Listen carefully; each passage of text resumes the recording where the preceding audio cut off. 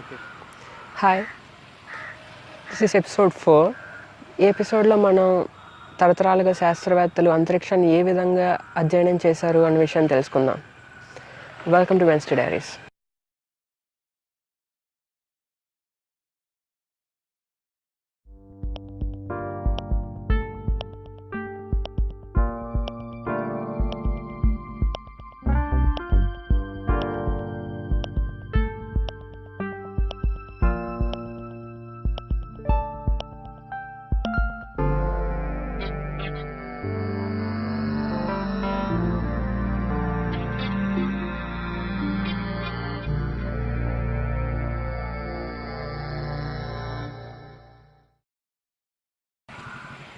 What if all the matter in the universe suddenly disappears? Will the space still exist? Isaac Newton thought so. Newton imagined space as a three-dimensional virtual reality grid onto which objects, people, and things are projected. In his book Principia, Newton wrote that absolute space, of its own nature, without reference to anything external, is immovable and homogeneous. But it seems so persuasive in our day-to-day life because I go west and you go east and the tree always remains the same. I mean, the frame of reference is static.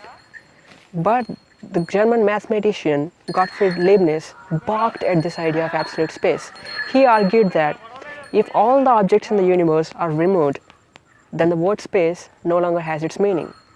You will get a lot more stronger with Leibniz when you head into the space, because all you could do in space is calculate your distance from the sun and from the other planets.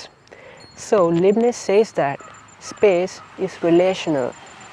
It is an ever-changing distances between you and other objects, but not absolute reality. But the effects of absolute space are quite observable. Newton came up with just the experiment to prove it, a spinning bucket of water. It seems so simple, but this gave rise to an argument questioning the nature of motion, acceleration, time, space, and force even to this day. Newton asks us to imagine a bucket filled with water suspended by the handle from a rope. Now you have to spin the bucket in the clockwise direction so that you are winding the rope. Now what happens when you release it? The bucket will spin in the counterclockwise direction. Now something amazing happens. The surface of water will recede in the middle while it rises against the sides of the bucket on the end. In high school, we studied about centrifugal force. It is so good to have a name for it. But what's causing the surface of the water to rise against the rim of the bucket? Is it the motion of water related to bucket? No, because the surface of water is most distorted when it is spinning most rapidly in synchronization with the bucket. Yes, the bucket and water are spinning related to earth, but the experiment will yield the same results when it is conducted in space. Newton found a way to explain this to his audience. He said that the water is spinning related to absolute space. This gave rise to another key idea in his book, the Principia, inertia, the opposition of a body to its speed and the direction of motion. The 19th century Austrian physicist Ernst Mach believed that the motion and inertia of a body can completely be explained only in relation to the rest of the matter in the universe. For Mach, the scale model of the spinning bucket is the Earth itself. Since the formation of solar system billions of years ago, Earth's been spinning with its equator bulged out, just like the water in the spinning bucket.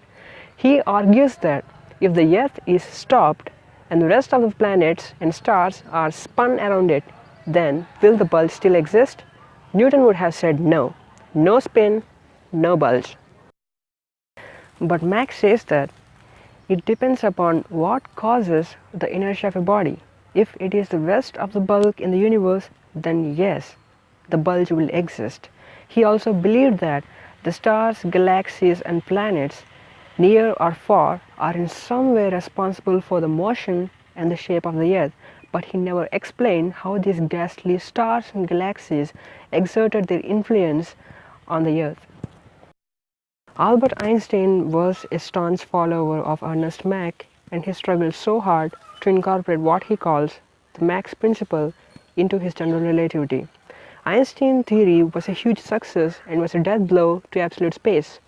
Brian Greene, in his book Fabric of the Cosmos, writes that Einstein's theory might have completely diminished Newton's idea of absolute space, but it gave us something else, the four-dimensional space-time continuum, which can be taken as a new absolute.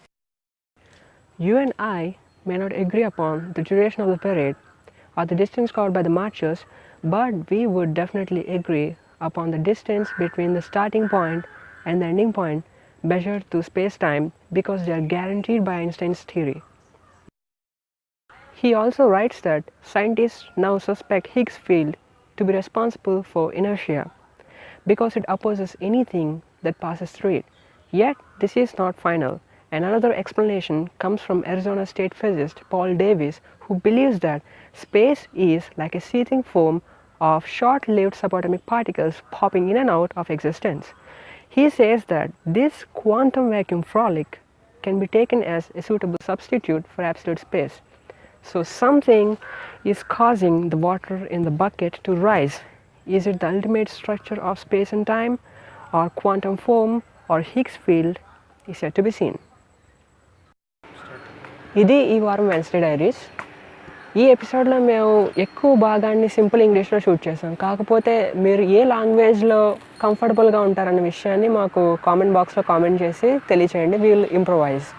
So have a nice day and see you again.